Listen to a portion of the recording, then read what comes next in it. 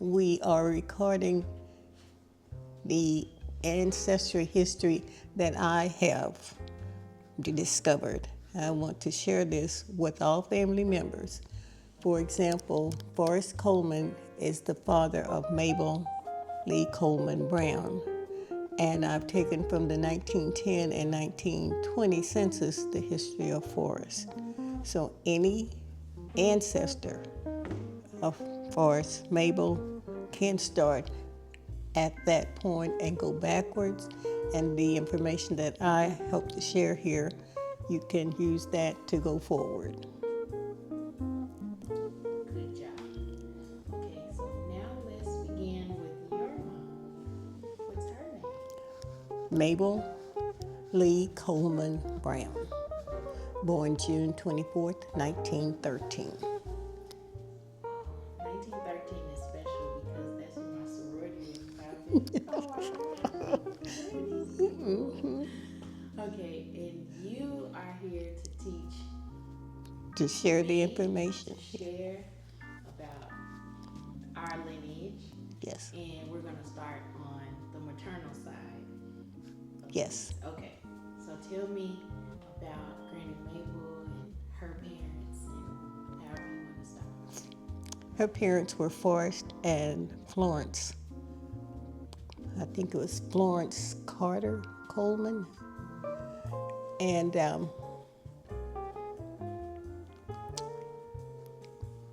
in the 1910 census, Forrest was listed as age 36 and Florence was listed as age 26. Mabel's mother had two sisters, Mary D.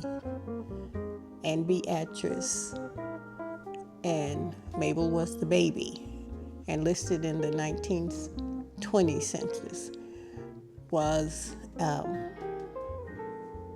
stepmother, Willie Lee, because Florence died early. She died when Mabel Lee was a toddler, and Forrest remarried Willie Lee, Grandma Willie Lee.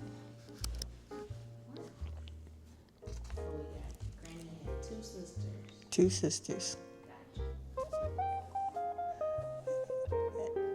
Aunt Mary D is the mother of Mary Florence Jackson, and that is one of Mother's bonus daughter. The other bonus daughter is Betty Jean Marshall. She is the daughter of Charlie Brown.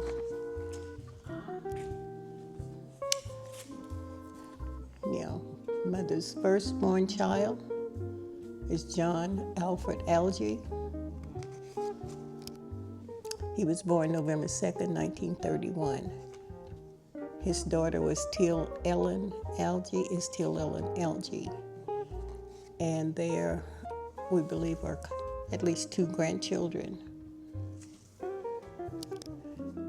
In describing John, in using one word, I would say academic. I would agree. The second son was Martin F. Foster. Date of birth was 1/3/1933. Martin was in the Staff Sergeant in the United States Air Force. He was killed in Japan. In describing Martin, he was an avid reader. Mary Elizabeth Traylor was born August 5th, 1935. The mother of Cherie Elaine, Elmer Jr., and Vanessa Inell. She is a nurturer, another mother, and I was her sous chef. And Jolis Brown was born August 24th, 1937. He had numerous children. Included would be Marilyn Joe and Richard, the father of Shawnetta Murray. In describing Joe, he's anti-establishment.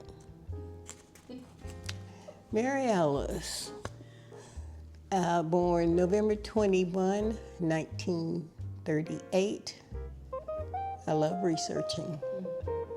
My children are William Jr., Michael, Rolanda, Martin, and Lillian Toby. Cora Lee Ross. Date of birth, February 8th, 1941, or thereabouts. Her children are Marion O. Ross Jr., Maurice, Tracy, John, Tim, and Adam. Describing Cora, she is musically focused. Frankie Lou Anderson, affectionately Fookie. Date of birth, 4/11. Okay. Children are Keith, Joseph, and Faith. Describing her in one word, studious.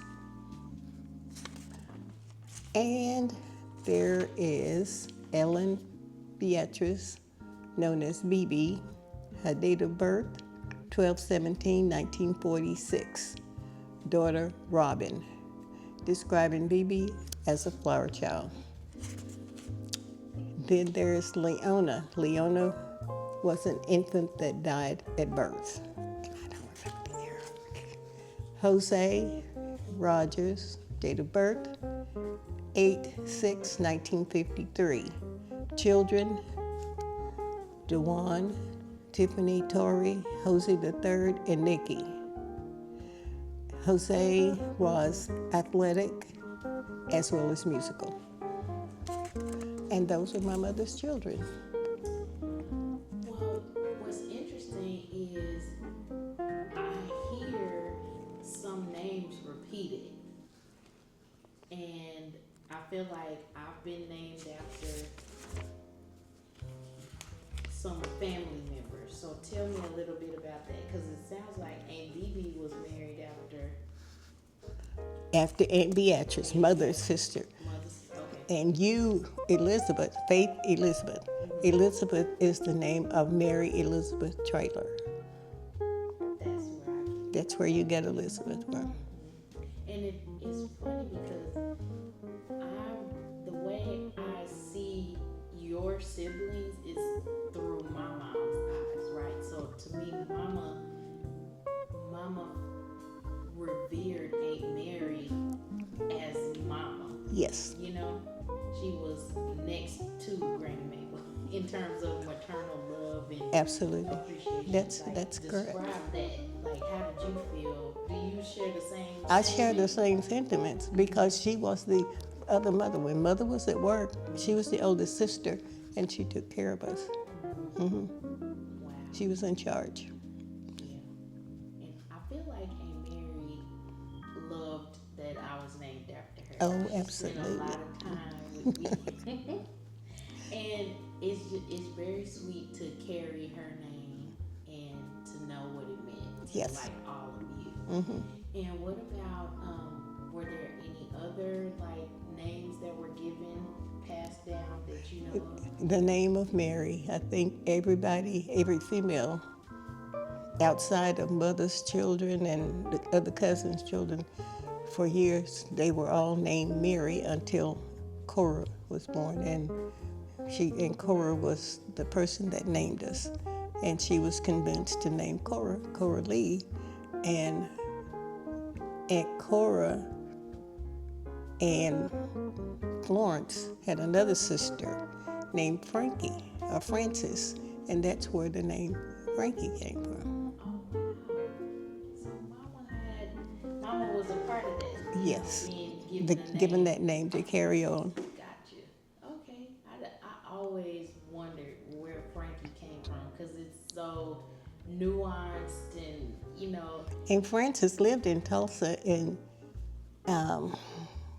went to church in Tulsa.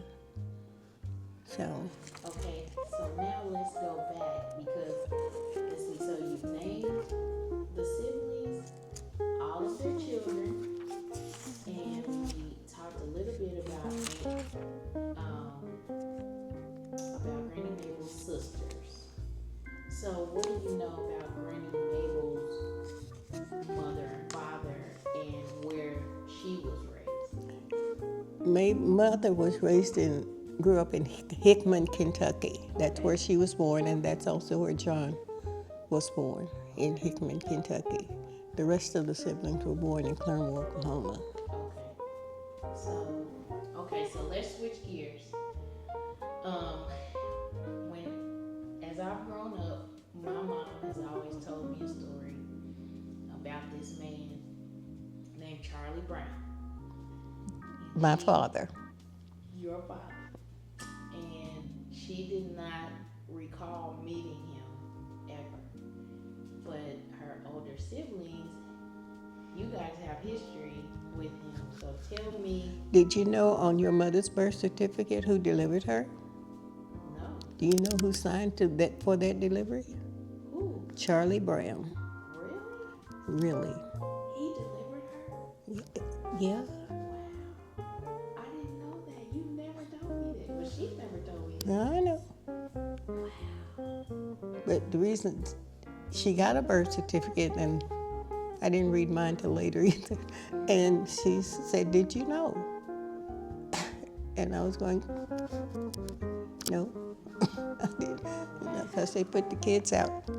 There wasn't a hospital for childbirth. All the ladies in the communities had the babies at home. Wow. And what do you remember about him? And do you know anything about his parents, his origin? His parents, or Lucinda, is William and Lucinda, William Brown and Lucinda McCullough. Charlie Brown had a brother. He was the oldest child for William and Lucinda McCullough Brown. Luke was the second child. Eunice, Aunt Lovey, was the third, and Mac Henry was the fourth child. It's my understanding that there could have been additional siblings because that was taken from, I think, the 1910 census. 1910. Yes. Census. So that puts him being born around what? Charlie was born 1890, What? In the 1800s? August 1890. Wow. And William Brown was born in 1851. Lucinda McCullough was born in October 1867. Interesting. So we have Louisiana roots, Kentucky Kentucky, roots. and according to some of the information on the census records, you also have Tennessee roots. And some of those census records will also have Texas roots. Okay. Now, you told me that you lived in California at what point? When in your youth. So, what brought you to California, and how long did you stay? A little over a year, 1.5 years, 2 years, yeah. So I was 9th, 10th grade, came back about the 11th grade. So yeah. Who'd you stay with? Aunt Betty, Oh, really? the bonus daughter. And Betty was a registered nurse. Oh, okay. And See, now you get so you got your own children are like in the medical field. So Toby. And to carry forward the name, Rolanda's name is Rolanda Janine. Really? Did she even know She, that this would be her great aunt? her aunt, my sister. Yeah, Wow. yes, Did Toby know? yes. Wow. Because when we would go to California for the holidays and whatnot, we stayed with Aunt Betty. That's interesting because I feel like Crystal and Nikki took after Mama because she loved teaching for over 40 years, and they are thriving and growing, and they're considered one of the best teachers in their region. Right. Crystal, I've seen her face on billboards, behind education Right. She's had celebration as teacher of the year and stuff like that. So I love to see history repeat itself, It is. in the next generation. Who was the singer? My understanding is that Forrest Coleman, one of the older cousins, aunts that I met at one of Mama's cousins reunion Yeah. from Kentucky, Tennessee, said you could hear Forrest singing a mile away. That might have been exaggerating, but she said he had a voice that was outstanding. Well, the music thing definitely hit our family in a big way. In a big way. In a big way. Now, there you have to. So I say like medical, education. Um, we had a few athletes to achieve. Your son being one. Right. Um, And Warren, is it Warren or Wayland's? One of the twin sons just won championship in track for the University of Oklahoma. yeah. Yeah, And I want to say, I think it's KK. it is. Yeah, it's KK. That And- picture of him holding Nova. That's right. That's right. And Keith, of course, had his track record. Right. And I want to say some of the Ross boys Yes. were in track and field. I know John was. Miss Maurice was. Miriam, she had some time in sports. Right. Of course, Josh did. Right. And these are your grandkids. And now your great grandson, Jaden, is not even in high school. And he already has scouts and different schools looking at him for athletics. And that is something that's like really generational. Yes. That's happening in our family. But the other thing that everybody didn't get, but I think I'm blessed to have, is the cooking gene. And it was pretty nice to know because I don't know too much about my great grandfather. It was nice to know that he was a cook in Yes. his profession, or No, he in his profession, that's how he earned a paycheck. Because when he was in Claremore, he worked at the Will Rogers Hotel as a cook. wow. And at that point, that's how he came to know Granny Mabel. Yes, I believe so. Okay. Yeah, how he got to Claremore. Prior to that, he was in, I believe, Drumright, and prior to that, he was in Callister.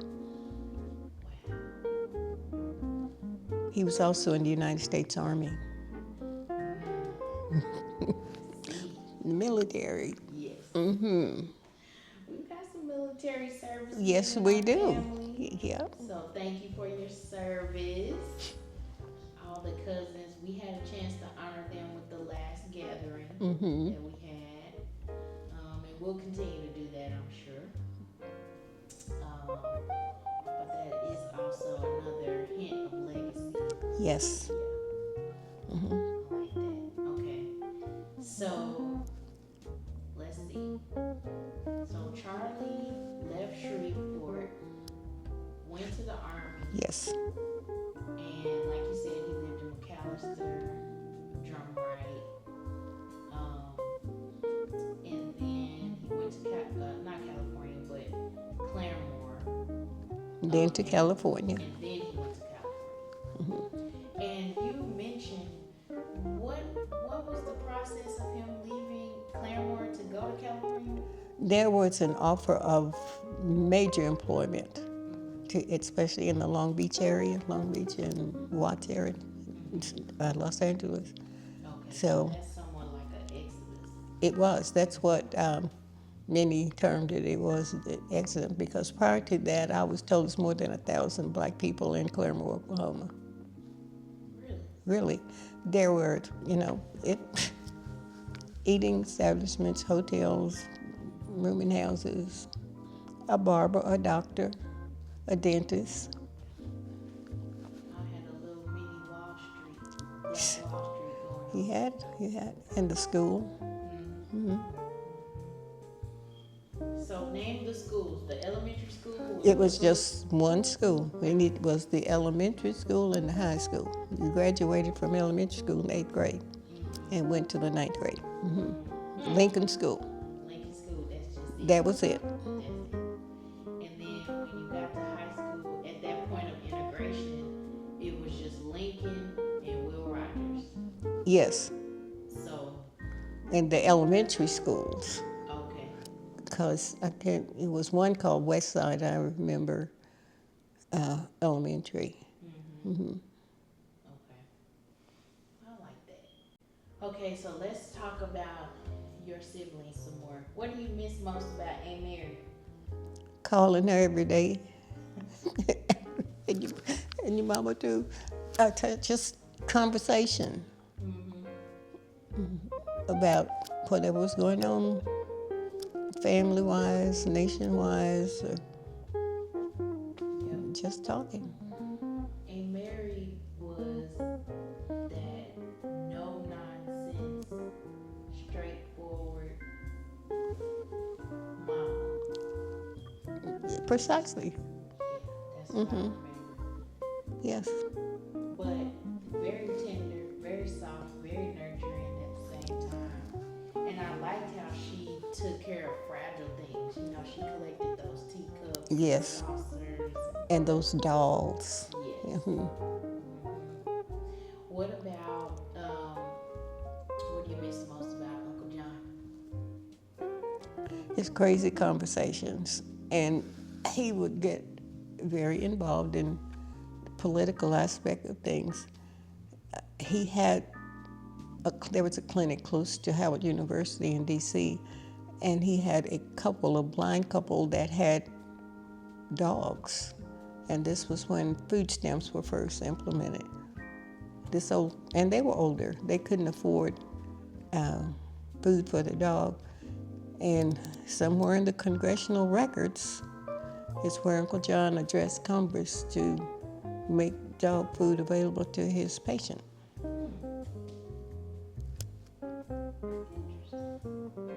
And they got dog food.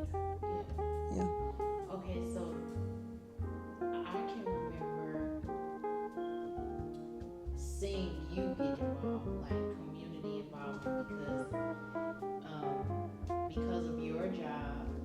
And then when you retired, it was like we were celebrating that you got retired, but then you went back to work. What was that about?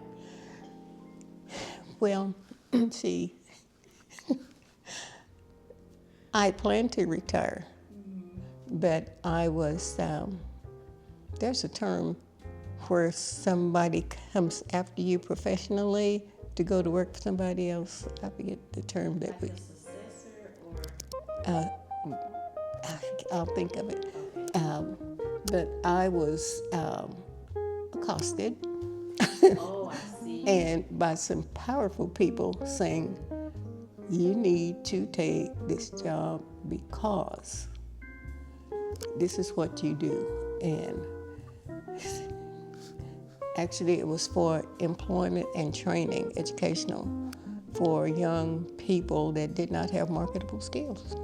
So when I left DHS as the director of Nowata County, the next day I went to work in Chelsea, working with young people that needed employability skills. So that was my specialty. Right. Getting folks on track. Getting you marketable skills so you can get some money. Yeah. You know, make it plain. Because if you got a skill, if you got a certificate, you can present to an employer. Right. And earn a living. Yes, And be a good citizen. all of that. All of the things. So tell me about your work with the Boys and Girls Club. When I retired DHS and went to, used to be Job Training Northeast, one of the first places that I went was the Boys and Girls Club in Bartlesville. And my question was, why don't we have one in Nowata? And We got one in no water. It was simply because I said to the bank president, this is what we need. And his response was, what do we do first? And a few years later, we have a $4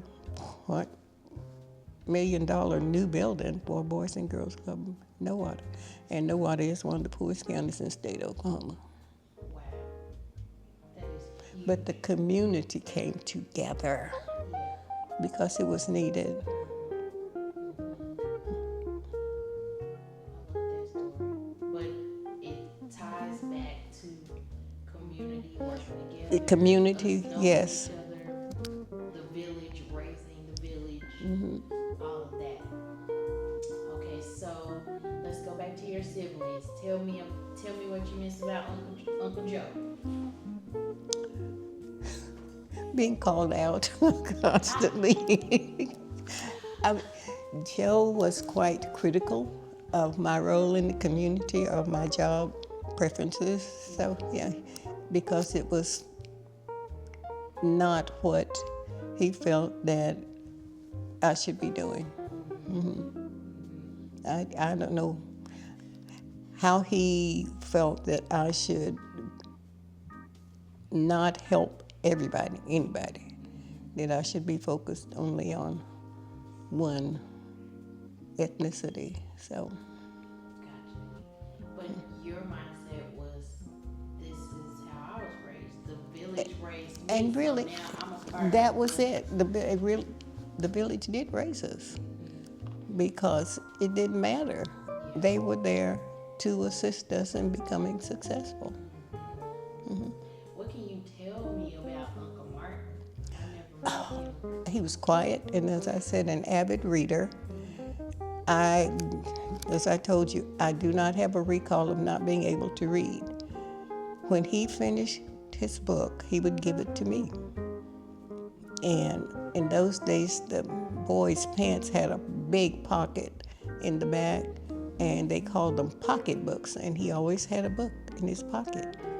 That's where the pocketbook comes from? Yeah, I mean, the Or the book, term? a pocketbook, because it would fit perfectly in there.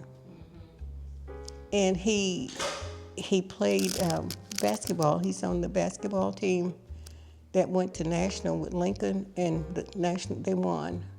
The Lincoln team won. They have their picture in the museum. So he was just a quiet, studious person. And how long did you know him before He was 18 when he went to almost immediately out of high school Okay. after graduation. So he knew you all your life. I would Yes. say. Okay. Let's see. Tell me what you miss about Aunt Bebe. Aunt Bebe she had the flower in her hair. And what's the song? And I'm going to San Francisco. I can't remember. But she was that person. And she lived her life. I feel like she didn't like living in a box. No, that's what I'm saying, the flower child, where she could share and spread love wherever, and that was her goal. That was her life. I like that. What do you miss about my mom? Well, everything. I missed our daily conversations, and sometimes we'd talk morning, noon, night, and sometimes in between, just about the weather, what was being fixed for dinner, where we were going to church, what was going on at the churches, just dialogue, communicating. Yeah. What do you treasure about Aunt Cora? She sang chorus. She's unique in her perception of things. And that's just Cora. Yeah. Yeah. And Uncle Jose? Uncle Jose's the baby. When I tell you, I have never seen a sibling unit love a baby of the family as much as y'all do. I mean, y'all love Uncle Jose as if He's still 9 months old. He's a baby. Yes. yeah, I love him too. Yes. We have a lot in common. And of course, he said it at the picnic. He said he was the last of 10, Mm-hmm. and so that made it click for me. I'm like, I'm the last of 10, so that's why we're bonding like that. So I love that. If you could identify a sibling in any of the cousins, who would it be? So, like, take me for instance. Who am I most like? Or, well, not me, because you have a lot more greats than you do siblings. So, what child is most like Uncle John to you?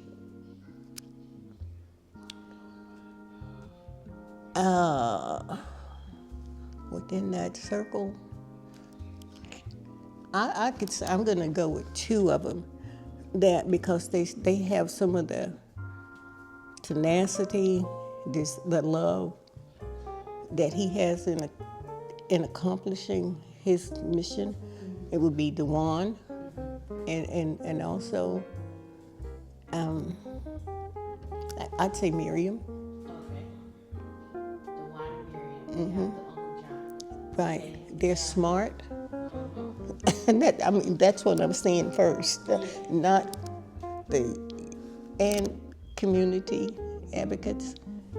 So, and I think I've seen more of them, and looking over all that, because there's so many. Yeah. But I haven't been around the rest of them enough to know their activities within their communities. Yeah. You know, I mean, it's okay.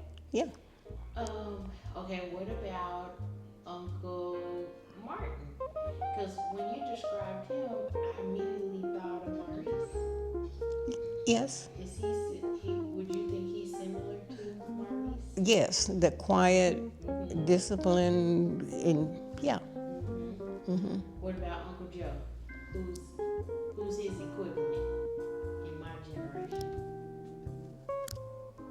I'm lost. I haven't seen him resurface yet. Okay, that's okay. What about Aunt Mary? I'm gonna say from what I hear and see, Tanisha, is because she's got that skill of putting it on the table. So She does. She's got her signature recipe. yes. I had one at one of Ayla Nida's functions. And I was just like, oh my god. See, I'm in heaven. Makes me just feel and ooze Aunt Mary. Okay, I love that. And what about Aunt Bibi? Now, Aunt Bibi cooked, Yeah. and she was good, you know, and she cooked for churches and at Tahlequah and at Langston. She cooked for students, and I'm told she cooked things in a crock pot, and people would be lined at her door to get a plate. So, Right. Wow. so, but I think that giving thing is sharing is paramount in the family. So I think that is in Sherry, Aunt Mary's daughter. Yes. Yeah. That's like top tier. When I think of giving, serving, Community. I mean, it's like she always has someone in her mind. Always. How to give to, or to expand them, Right. support them. It's constant.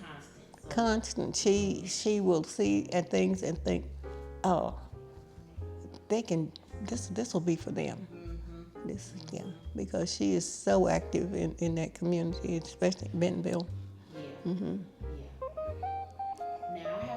Now you'll have to tell me. I feel like a version of Ancora has popped up in a lot of people with the Well, music. And, I understand. I have a great granddaughter named Mia that acts like Aunt Cora.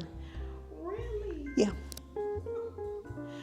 Oh my goodness. So that trend, that music thing, that musically focus is yeah, it's up and running. Yeah, it's DNA driven. DNA driven. They can't help it. Yeah. Now, Aunt Mary had a husband, Elmer. and he was probably, I know he said I was his favorite. You know, I'm just gonna claim it. Okay. I believe it to be so. Right. But it was, I loved just being around him, and I loved y'all's relationship with him, as well as how you treated the rest of the uncles. It seems like you all taught us how to embrace, like, it's almost like nobody is an in-law. Right. And that's the way I feel. I asked you, did you know who Count was? Count Pippins In California. in California, right? Yes. Count called and said, "Hey, Mary Alice, how am I your nephew?" Now he's been telling he's my nephew all his life, and he's older than you. So I said, "Okay, you're related to me by blood and love." He said, "Explain that." I said, "Your mother and Betty Jean, my sister, are half sisters. That's the blood. And the love is there." He said, "Dang." You know, family explained me, and that's a part of being the old part, African American, colored, whatever. We're in that community. You didn't have to be a member of the family for that community to assist you in whatever your needs were. And you weren't trying to be nosy. You saw a need, and it was fulfilled. Right. And that's probably why I became a social worker. Yeah. You did that for a lot of years, for a lot of people. DHS, 25 years. Tulsa Public Schools, about 10. JTPA, 5. Do the math. That's your life. That's my life. But I worked. Yeah. Yeah. And now you're just living this wonderful retired life. As I told the beautician, the roles are reversed. They tell me what to do. Right. But at least we have a legacy of you telling us what to do. See. We know. Mm-hmm. Well, that's good. I like that.